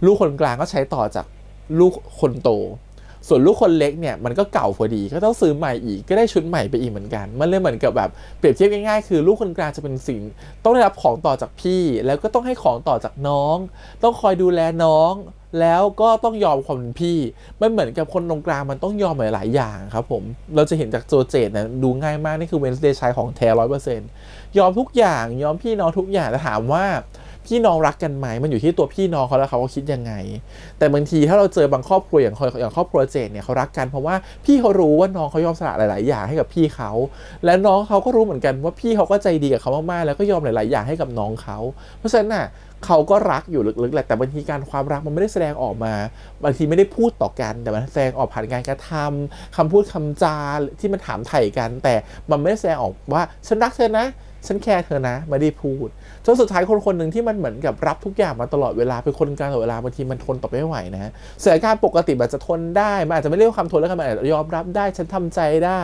แต่เวลาคนเราจิตใจไม่ปกติครับจิตใจเราว้าวุ่นมีความทุกข์อยู่อย่างเงี้ยเราอาจจะใช้อารมณ์ขึ้นมาเป็นตัวคิดเรากำลังติดอยู่ในห่วงของอารมณ์เพราะฉะนั้นน่ะอะไรที่มันเข้ามากระทบนิดเดียวบางทีมัน break ได้เลยมันแตกได้เลยนะครับผมอย่างที่เจดเป็นบางทีมันน้อยใจอยู่มันคิดมากอยู่มันอารมณ์หวั่นไหวอยู่อะแล้วเห็นมันก็มีเรื่องน้อยใจเกิดขึ้นน่ะมันทำให้คนนี้แบบว่าโอ้โหโทษทุกอย่างได้เลยแต่ก็เข้าใจความเป็นเจดนะว่าแบบเฮ้ยผมมากินทำได้ทุกอย่างไม่ได้แปลว่าผมไม่มีของที่ชอบนะเว้ยผมกินได้ทุกอย่างไม่ได้แปลว่าผมไม่ได้มีของที่กินที่อยากกินคือมันมีความน้อยใจอยู่ในนั้นน่ะคือมันเป็นความอัดอั้นที่มันไม่เคยพูดออกมาแต่มันแค่ยอมรับคนแบบเจดคือคนแบบคนกลางเนี่ยเขาคือยอมรับแล้วก็กดไว้ยอมรับแล้วก็กดไว้แล้วพอมันถึงไอ้ที่กดไว้มันกดไว้เนียนมากนะแต่พอเวลามันถึงจุดที่มันแบบโกรธมันอารมณ์ไม่นิ่งอารมณ์ไม่มั่นคงเนี่ยเวลามันระเบิดมาทีเนี่ยไอ้ที่เขากดเอาไว้เก็บเอาไว้มันคือภูเขาลูกใหญ่ๆลูกนึงที่พร้อมปะทุแล้วปะทุมันแรงมากมันระเบิดออกมาเลยแล้วมันเป็นการระเบิดทางอารมณ์ซึ่งใครที่ไม่เคยเห็นมันก็จะช็อกเพราะว่าไหมแต่การเป็นการช็อกแบบเป็นการทำให้เตือนสติพ่อกับแม่แล้วก็พี่น้องนะว่าเฮ้ยเราลืมพูดอะไรบางอย่างไปหรือเปล่าเราลืมทำอะไรบางอย่างไปหรือเปล่าเราลืมแสดงอะไรบางอย่างไปหรือเปล่า เราลืมแสดงว่าเรารู้สึกยังไงกับเขาหรือเปล่าเราปล่อยให้เขาเดินด้วยชีวิตของเขาเองมากเกินไปหรือเปล่าเพราะบางทีพอเป็นลูกคนกลางนะพ่อแม่ไม่ค่อยห่วงอะไรก็ได้เนี่ยทำได้ทุกอย่างกินได้ทุกอย่างไม่ค่อยห่วงไม่ค่อยแคร์ไงพอไม่ค่อยแคร์ปุ๊บก็เลยเคยชินมันเลยเป็นความเคยชินจนทำแบบนั้นซ้ำๆจนบางทีลูกบางคนเก็บไปคิดนะว่าพ่อแม่ไม่รักเราหรือเปล่าพี่น้องไม่รักเราหรือเปล่ามันก็มีอย่างนี้ทำให้เขามีความรักได้ยากขึ้นไปอีกนะเพราะเขารู้สึกว่าตัวเขาเองไม่เคยได้สิ่งไหนเป็นของตัวเองเลยไม่เคยมีโอกาสได้ครอบครองสิ่งไหนเป็นของตัวเองเลยทำให้เขาไม่กล้าครอบครองความรักเป็นของตัวเองเหมือนกันเพราะเขาไม่เคยได้ของที่ตัวเองต้องการเลยไงของที่ชอบก็ไม่เคยได้และคนที่ชอบจะได้ยังไงบางทีเป็นความคิดอย่างที่มันฝังหัวอยู่ในหัวของคนเนาะบางทีมันจะแคร็กตรงนี้ออกมันจะคลายปมตรงนี้มันก็ยากชอบที่เรื่องพยายามจะว่ามันคลายปมตรงนี้ก่อนผ่านครอบครัวแล้วค่อยมานั่งคิดได้ว่าในชีวิตฉันสามารถที่จะเปิดรับความรักได้นี่นาน้องฉันก็รักฉันสามารถที่จะมีคนรักดีๆได้เพราะฉันก็มีโอกาสที่จะได้ของดีๆเหมือนคนอื่นเขาเหมือนกันก็เลยเลือกที่จะออกมากล้าออกมาจากคอมฟอร์ตโซนแล้วเลือกที่จะเดินไปหาเขาก่อนไปบอกรักเขาก่อนแล้วว่าตรงนี้ก็เป็นจุดหนึ่งเหมือนกันที่ทำให้เห็นถึงความเป็นลูกคนกลางอย่างชัดเจนมากๆว่าเขาโดนอะไรมาบ้างแล้วเขาต้องทนอะไรบ้างบางครั้งมันเป็นความอดทนที่จริงๆมันทนได้แหละแต่เวลามันอ่อนไหวมันทำให้เราทนน้อยลงทนได้น้อยลงมันทนไม่ไหวซึ่งตรงเนี้ยเราชอบที่เรื่องเขาบรรยายตรงนี้เนาะแล้วเขายี่เห็นว่าจริงๆแล้วความสัมพันธ์มันรักกันแต่แค่ขาดการพูดคุยขาดการสื่อสารเท่านั้นเองแล้วพอได้สื่อสารกันเห็นมันเข้าใจกันเลยมันง่ายเลยมันรู้เลยว่าแต่ละคนต้องการอะไรรู้สึกยังไงจริงๆกันแน่จากที่ไม่เคยสื่อสารกันมาก่อนมันอาจจะเป็นแค่ความเห็นใจความรู้สึกว่ารู้เห็นใจพี่เขาน้อยใจแทนอะไรเงี้ยแต่มันไม่ได้ความรู้สึกของความเข้าใจแต่วันนี้มันเข้าใจกันจริงๆแล้วเพราะว่าตัวเขาได้พูดออกมาว่าจริงๆแล้วฉันต้องการอะไรฉันรู้สึกแบบไหนเพราะบางทีนะเราเข้าใจตัวเจ๋มากบางทีเราทำงานกลับมาหรือว่าเราอยู่กับคุณพ่อคุณแม่อย่างเงี้ยเขาจะคิดว่าแฮมกินอะไรก็ได้แฮมทำอะไรก็ได้แฮมมันเก่งแฮมมันรับผิดชอบตัวเองได้มันจัดการได้มันกินมันเป็นคนที่ไม่เรื่องมากจริงๆเรามีความเรื่องมากอยู่แต่แค่เราไม่อยากจะเรื่องมากกับคนที่เรารักนั่นเองเราไม่อยากจะเรื่องมากกับพ่อแม่เราไม่อยากจะเรื่องมากกับคนที่อยู่ในบ้านอะไรเงี้ยเราจะเป็นเรื่องมากข้างนอกเองเรื่องมากกับคนอื่นแต่สุดท้ายทุกคนมีของที่ชอบหมดแล้วบางครั้งเราก็น้อยใจนะบางทีเราทำงานเหนื่อยมากเลยนะแล้วแม่ก็เหมือนกับแบบว่าซื้อก๋วยเตี๋ยวให้แต่แม่จะซื้อเส้นเล็กให้เป็นเส้นเล็กน้ำซึ่งเราไม่ชอบเส้นเล็กน้ำเราชอบเส้นหมี่แล้วเราจะมีความแบบว่าบางทีเราเหนื่อยมากเราจะมีความวีของเราจะแบบว่าทำไมไม่เคยซื้อแบบเส้นหมี่ให้เลยทำไมเข้าใจจำไม่ได้สักทีว่าเราชอบเส้นหมี่อยู่กันมาตั้งเกือบแบบหลาย10 ปีตั้งแต่เราเกิดทำไมถึงไม่รู้สักทีว่าเราชอบเส้นหมี่ทำไมถึงซื้อเส้นผิดตลอดมันจะมีความแบบโมโหหงุดหงิดโมโหว่าทำไมถึงแม่ไม่เข้าใจเราไม่จำอะไรสิ่งที่เราได้ทำไมถึงจำสิ่งที่เราไม่ได้แต่เราอย่าลืมนะว่าบางทีแม่เขาคิดแทนเราไงบางทีเขาคิดว่าบางทีลูกเราเหนื่อยมากินเส้นหมี่ไปมันจะอิ่มไหมกินเส้นเล็กดีกว่าคือมันเป็นบางทีมันเป็นอะไรอย่างเงี้ยที่มันเป็นเล็กๆน้อยๆหรือบางทีแม่อาจจะจำไม่ได้จริงก็ได้เพราะว่าเขาก็มีเรื่องให้ต้องโฟกัสเยอะนะฮะแต่เราแค่รู้สึกว่าเราถ้าเราเรียกร้องว่าเราชอบอะไรจากแม่ได้เราเคยถามเลยไหมว่าเรารู้ไหมว่าแม่ชอบอะไรบางทีเราอาจจะไม่รู้เลยก็ได้เนาะเพราะว่าบางทีโมเมนต์นั้นคือโมเมนต์ของความน้อยใจจริงๆเพราะมันเราวีคบางทีร่างกายเราอ่อนแอเราจะแบบรู้สึกอ่อนแอไปกับทุกๆเรื่องอะฮะแต่พอเราร่างกายเราแข็งแกร่งขึ้นมาเรามีพลังขึ้นมาเราได้กินอิ่มเราได้มีพลังใจว่าครอบครัวรักเราจะรู้สึกว่าเราคิดได้ว่าสิ่งที่เราทำไปบางทีมันก็ไม่ถูกบางทีมันขาดแค่ความเข้าใจซึ่งกันและกันแค่นั้นเองบางทีครอบครัวไม่มีอะไรหรอกครับมันแค่ได้คุยได้พูดคุยได้สื่อสารกันหรือเปล่าโอเคก็ถือว่าเป็นพาร์ทที่ดูมาหลาย EP นะเรารอพาร์ทนี้เลยรู้สึกว่าเป็นพาร์ทที่พูดถึงครอบครัวได้ดีส่วนอีกคู่หนึ่งที่พูดถึงโอ้โหเกินหน้าเกินตาคู่พี่ไปมากนั่นคือตัวของก๊าซและตงนะครับผมเลโอไต่คือโอ้โหสุดคือไปกันแบบโอ้โหไม่คิดว่าน้องจะเล่นหนึ่งขนาดนี้นะครับผมแต่ก็นั่นก็เป็นปมครอบครัวเหมือนกันเพราะก๊าซเองเนี่ยเขารู้สึกว่าเขาอยากจะบอกรักใครสักคนหนึ่งแล้วเขาอยากจะรีบบอกถ้าเขารู้สึกดีกับใครสักคนเขาก็อยากจะรีบรักอยากจะรีบบอกและอยากได้คำตอบว่าเขารักหรือไม่รักเพราะว่าเขาเคยเสียคนที่เขารักไปแล้วเขาเสียแม่ไปแล้วโดยที่เขาไม่ได้พูดออกไปว่าเขารู้สึกยังไงรักหรือเปล่าแต่สุดท้ายวันนี้เขามีโอกาสเลยที่เขาจะรู้สึกเขาได้รักใครสักคนหนึ่งเขาก็อยากจะบอกเขาอยากจะพูดแต่เขาแค่ไม่รู้ว่าคนตรงหน้าต้องการในสิ่งที่เขาต้องการเหมือนกันหรือเปล่าแล้ววันนี้อยู่ดีตรงก็บอกว่าฉันก็ต้องการเหมือนกันฉันแค่เป็นคนปากหมาฉันแค่รู้สึกเป็นคนที่แบบว่าพูดน้อยจริงๆรู้สึกนะแต่ไม่ได้พูดเลยรู้สึกว่าโอเคงั้นก็พอมาเจอกันปุ๊บก็ประดีบัมกันไปนะครับผมแต่เราพร้อมมากจังหวะเขาบอกว่าเราพร้อมมากเนี่ยเธอเหมือนหมูเหมือนจิ้มจุ่มอยู่เลยไม่พอนะ2คือ เธอมันต้องเตรียมตัวก่อนนะนี่พูดหลายเรื่องแล้วนะว่าการมีเซ็กส์บางครั้งมันต้องเตรียมตัวก่อนไม่ใช่ว่าจะปุบปับมีได้ทันทีนะยิ่งเป็นเซ็กส์ทางทวารหนักด้วยเนี่ยมันไม่ได้พร้อมตลอดเวลานะครับผมต้องยอมรับว่าโอ้โหถ้ามันพร้อมตลอดเวลาเนี่ยโดยเฉพาะคนอย่างแบบก๊าซที่ไม่ได้มีแฟนมานานมากแล้วไม่ได้โอ้โหต้องพรีแพร์ตัวเองขนาดแบบนี้คือครั้งแรกนะบางทีมันไม่พร้อมนะครับผมมันไม่ได้ทำความสะอาดไม่ได้คลีนนิ่งอะไรขนาดนั้นเพื่อจะพร้อมกับการมีเพศสัมพันธ์ทางทวารหนักอะไรอย่างเงี้ยแต่เรื่องก็แบบโอเคฉันพร้อมพร้อมก็พร้อมถือว่าเขาไปเคลียร์กันหลังบ้านแล้วกันไม่รู้เขาเคลียร์กันยังไงโอเคก็ประมาณนี้ครับผมกับ EP นี้ EP หน้าต้องหวานฉ่ำแน่นอนแล้ว EP หน้าคือแบบเลิฟซีนต้องแบบว้าวต้องรอดูเลยว่าจะเป็นยังไงนะครับผมคู่นี้ติวเตอร์ยิ้มไม่เคยเห็นเลิฟซีนเลยเนาะสองคนนี้เราจะเห็นเลิฟซีนครั้งแรกแล้วของสองคนนี้ว่ามันจะแบบดุเด็ดเผ็ดมันขนาดไหนหรือมันจะแบบรูปเรียบนุ่มๆซับซ้อนน่ารักรอดูสัปดาห์หน้านะสัปดาห์หน้าปลายปีด้วยวันนี้ก็ประมาณนี้ครับผมแล้วก็ Merry Christmas นะครับผมแล้วก็ Happy New Year เผื่อไปด้วยแล้วกันนะคะขอทุกคนมีความสุขแล้วกันแล้วก็ขอให้คิดสิ่งใดสมความปรารถนานะครับผมสุขภาพร่างกายแข็งแรงสุขภาพสำคัญที่สุดครับสุขภาพดีเป็นสีแก่ตัวเองนะครับผมโอเควันนี้ขอบคุณอีกครั้งฝากกดไลค์กดแชร์กด Subscribe ติดตามที่สื่อทาง YouTube Instagram Twitter แล้วก็ Facebook พี่แชมไปก่อนนะครับเจอกันใหม่สัปดาห์หน้าบ๊ายบาย